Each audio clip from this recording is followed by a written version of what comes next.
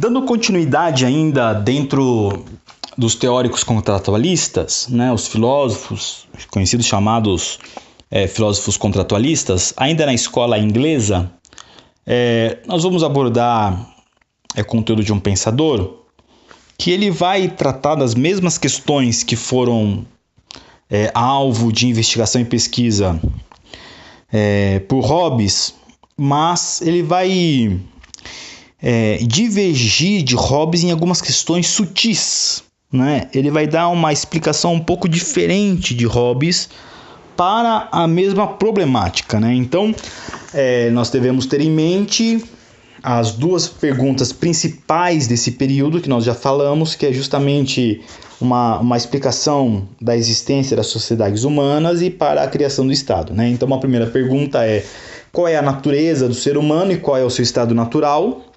E a segunda é como explicar, então, a existência do Estado e como legitimar seu poder. Para Thomas Hobbes, nós vimos que o homem em estado de natureza vive em estado de guerra de todos contra todos, num conflito constante, numa matança infindável, permanente, né? O que ele chamou de estado de guerra. E a frase clássica é: o homem é lobo do próprio homem. E a criação da sociedade sendo governada por um Estado é justamente uma criação artificial, né, resultante de um pacto, de um acordo, de um contrato social, onde os homens em estado de natureza transferem essa sua liberdade para o Estado, ou para o Leviatã, ou para o soberano governar a todos, e assim então fazem um acordo de transferência dessa sua liberdade para esse soberano ou para esse Estado. Esse outro pensador é um homem chamado John Locke. Ele é também um filósofo inglês, portanto a escola aqui também é a escola inglesa.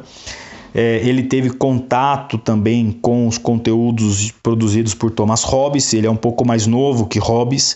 John Locke viveu no ano entre 1632 e morreu no ano de 1704. Ele também vai refletir sobre a origem do poder político e essa necessidade de congregar os seres humanos dentro de uma sociedade, enquanto os seres humanos em estado de natureza viviam isolados. Então, aqui a primeira diferenciação de John Locke, né, para Thomas Hobbes, embora eles vão tratar também da origem do Estado e vão falar acerca de um pacto social. Mas para Hobbes, o homem em estado de natureza vivia em constante guerra, conflito, era guerra de todos contra todos, uma matança infindável, uma matança permanente dentro de uma comunidade primitiva. Já para John Locke, o homem em estado de natureza vivia isolado.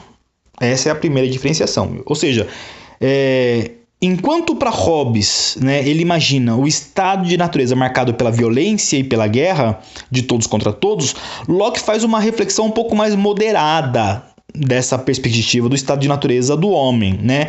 Ou seja, John Locke ele vai referir-se ao estado da natureza do homem como uma condição no qual, pela falta de uma normatização geral, cada um seria juiz da sua própria causa, e é justamente isso que vai levar ao surgimento de problemas nas relações entre os indivíduos.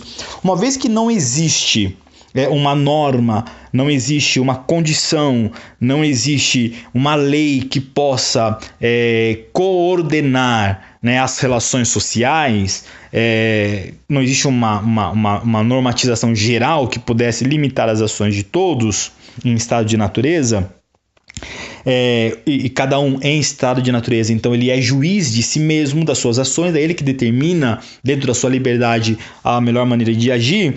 É justamente essa autogovernabilidade que vai dar origem aos problemas nas relações entre os indivíduos em estado de natureza. Ou seja, para evitar esses problemas, esses conflitos, né, dos homens em estado de natureza, esses problemas nas relações entre indivíduos, é que o Estado teria sido criado, aliás. Então, a função do Estado seria de garantir a segurança dos indivíduos e de seus direitos naturais. Por quê?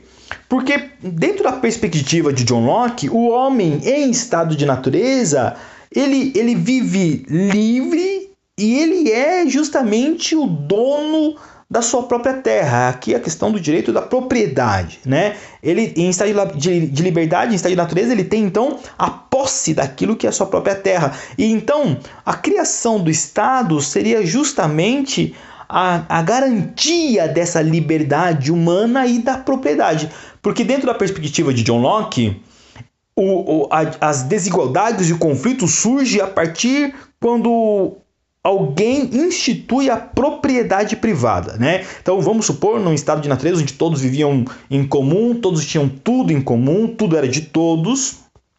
Vamos imaginar que um indivíduo de repente resolva cercar a sua casa e cercar a sua horta, né? Então aquilo que era comum, onde todos tinham acesso, tudo era de todos, agora não é mais assim. Alguém disse, isso é meu. E a pergunta que fica de uma segunda pessoa que assiste essa primeira a cercar o seu território, a sua propriedade, a pergunta que fica é: por que isso é seu? Então, é justamente a resposta: eu defini que isso é meu. Eu sou juiz da minha própria causa e eu estou definindo que essa propriedade é minha. E aí que surge o conflito, né? O conflito pela posse da terra, o conflito pela propriedade. Então, dentro da perspectiva de Thomas Hobbes, a criação do Estado, a função do Estado é garantir a segurança dos indivíduos e os seus direitos naturais como liberdade e propriedade. Então, para John Locke, na obra que ele vai tratar, que é o segundo tratado sobre o governo, ele vai expor justamente esse objetivo do Estado, que é garantir a segurança desses indivíduos e também garantir os seus direitos naturais. Quais são os direitos naturais? Liberdade e a propriedade. Então, diferentemente de Hobbes, Locke ele concebe a sociedade política como um meio de assegurar os direitos naturais e não como resultado de uma transferência de direitos dos indivíduos para o governante.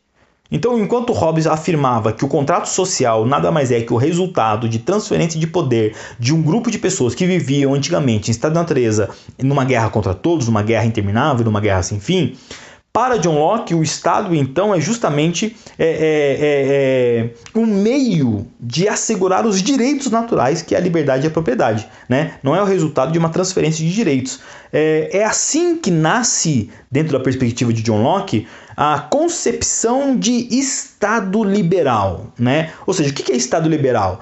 Estado liberal seria aquela no qual o Estado deve regular as relações entre os indivíduos e atuar como um juiz nos conflitos sociais. Então, o Estado liberal ele garante, né? Ele garante os direitos fundamentais dos seres humanos, que são direitos à liberdade e à propriedade, e por outro lado, ele vai regular as relações entre os indivíduos. Uma vez que os indivíduos em estado de natureza é juiz de si mesmo, e é aí que surgem os conflitos, é o Estado que vai então regular as relações e é o Estado que vai atuar como juiz nesses conflitos sociais. Mas o Estado deve fazer isso garantindo a liberdade e os direitos individuais, tanto no que se refere ao pensamento e expressão, quanto à propriedade e atividade econômica. Então, é aqui que nasce, de uma certa forma, a questão do Estado liberal. É o Estado que vai garantir as liberdades, é o Estado que vai definir, de uma certa forma, quem é o cidadão. Então, dentro da perspectiva de John Locke, o cidadão desse Estado seria apenas aquele que tem propriedade. Então, o que garante a cidadania do Estado, dentro de uma perspectiva de John Locke, é a propriedade privada. Se você tem propriedade, você é um cidadão desse Estado dentro da perspectiva de John Locke. Se você não tem propriedade, você não pode ser considerado cidadão, você não pode ter os direitos e privilégios, e você não pode, então, ser protegido por esse Estado. Você deve ser alguém que vai ser um servo, né, desse Estado. Bom, essa é a perspectiva contratualista de John Locke. Saindo um pouco da escola inglesa e vindo um pouco para a escola francesa, um pouco mais velho também, aliás, um pouco mais novo que John Locke, é um outro pensador francês chamado Charles de Secondat. Ele é mais conhecido como Barão de Montesquieu. Ele nasceu no ano de 1689 e morreu no ano de 1755. Ele é um pensador francês. Ele vai abordar justamente dentro desse mesmo contexto de conflitos, de explicação pela origem, né, de dar explicações à origem do Estado e de qual é o papel do cidadão dentro do Estado e como explicar o poder do Estado. Ele vai justamente abordar a questão da separação dos poderes, né? Qual a melhor forma de governar, qual a melhor forma de estrutura política dentro dessa perspectiva, né?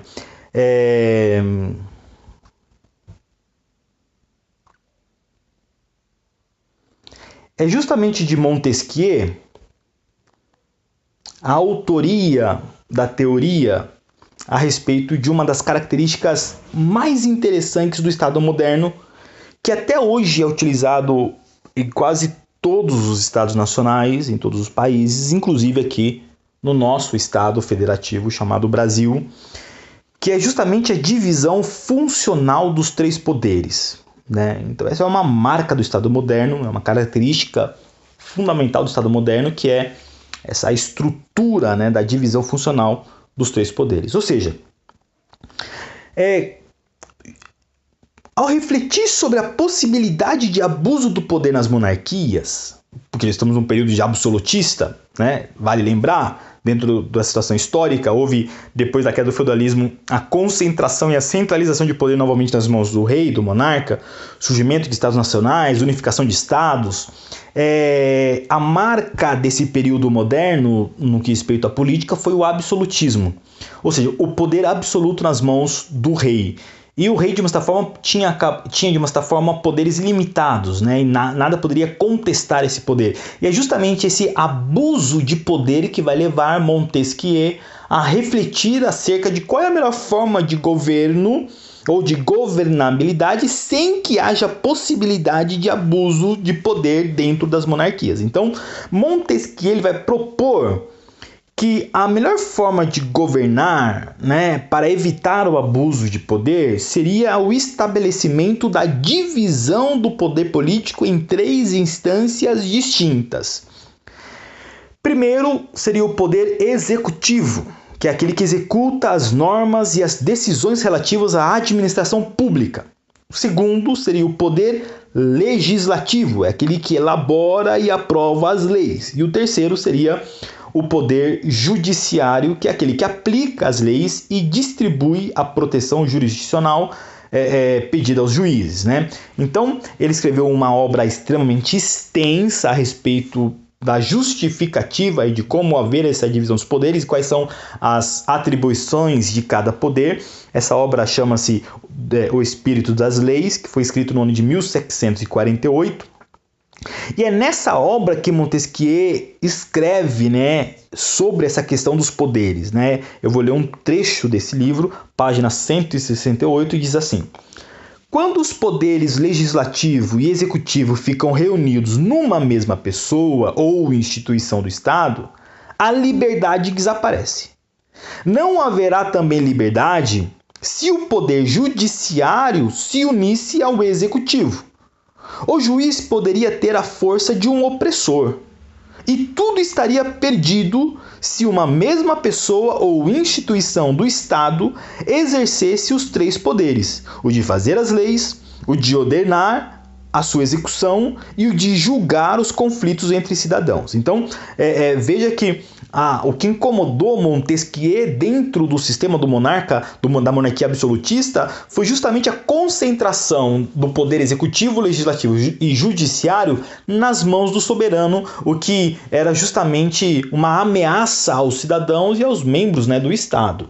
Ele então defendia que os poderes deveriam ser distribuídos entre pessoas distintas, de modo que pudesse então haver uma melhor governabilidade sem um abuso do poder e de modo que pudesse esses três poderes serem independentes entre si. Ou seja, embora já houvesse na época uma divisão de poderes próxima da proposta por Montesquieu, porque havia no caso da Inglaterra o parlamentarismo, né, onde o parlamento é que criava as leis auxiliando os reis, o monarca, é significativa em sua obra a ênfase que Montesquieu vai atribuir à necessidade de separação desses poderes, né, que devem ser exercidos por pessoas diferentes, porque muitas vezes, embora existisse um parlamento, a palavra que se estabeleceria no final de qualquer tipo de resolução seria a palavra do rei, né? E se o rei quisesse, ele destituía o parlamento, ele fechava o congresso. Então, é justamente o que ele vai defender,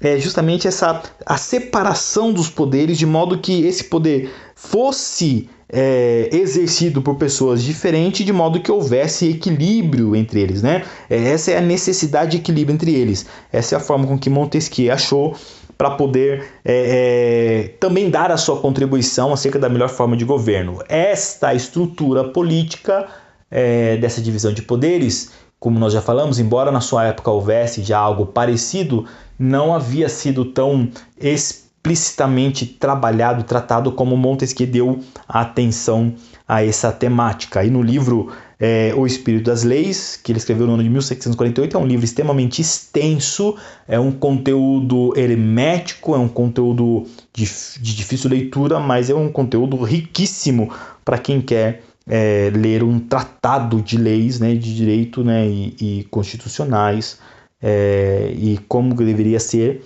o ideal da divisão desses poderes. É fantástico.